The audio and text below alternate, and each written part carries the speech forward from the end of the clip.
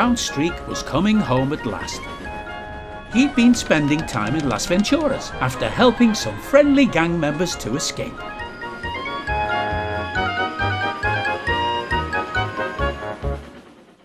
That night, Brown Streak told Freight all about the other side of San Andreas. "I didn't know there was another side," said Freight, and the two went happily to sleep.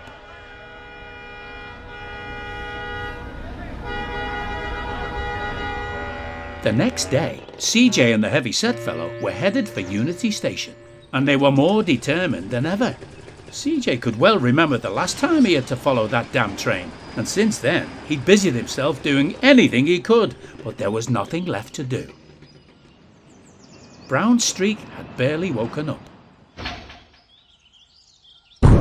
when a gang member fell on him and kindly asked him to drive as fast as he could. "Can you do that for me?" he asked politely. "What is this?" cried Brown Streak.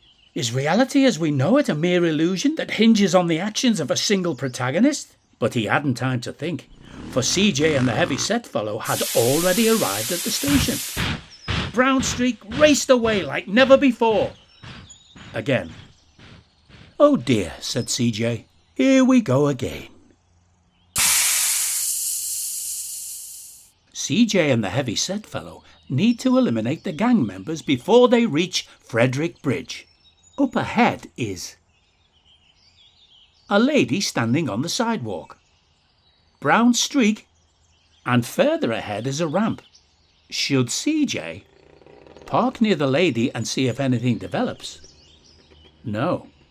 Although this will put CJ in a better mood for a price, there's not enough room on the bike for the lady and the Heavyset Fellow. What about if CJ followed Brown Streak while the Heavyset Fellow shoots the gang members? No, they've tried this before and it doesn't work. What about if CJ got to the ramp before Brown Streak does, boarded the train and fired at the gang members himself? Yes, everyone knows that the Heavyset Fellow is unreliable. If CJ wants the job done properly, he'll have to do it himself. CJ and the gang members arrived at Las Venturas. "That was our fault," said the Heavyset Fellow. "We spent too long in the learning segment." But the two were still determined. "We'll try again tomorrow," said the Heavyset Fellow. "After all you have to do is follow."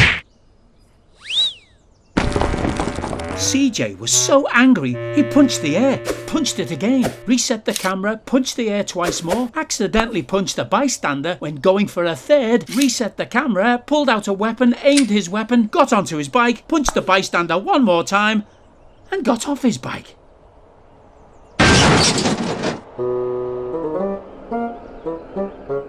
A tank fell from the sky and landed on the Heavyset Fellow. "I'm as confused as you are," said the tank, and CJ left in a huff. Meanwhile, Freight pulled into the station. He was sad to find that Brown Streak had gone again already. He didn't even get to see Freight's redesign. Freight had always been a content old engine, but ever since Brown Streak broke through the barrier, Freight had been questioning just how big San Andreas really is. And with the player seemingly incapable of completing this chapter, Freight tried to sleep, wondering if he'd ever get to see the world.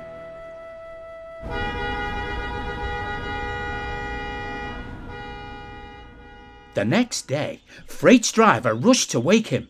He was waving a document about a high-value courier service run by Merriweather. Freight listened and... But I mustn't tell you anymore, or I'll spoil the next story.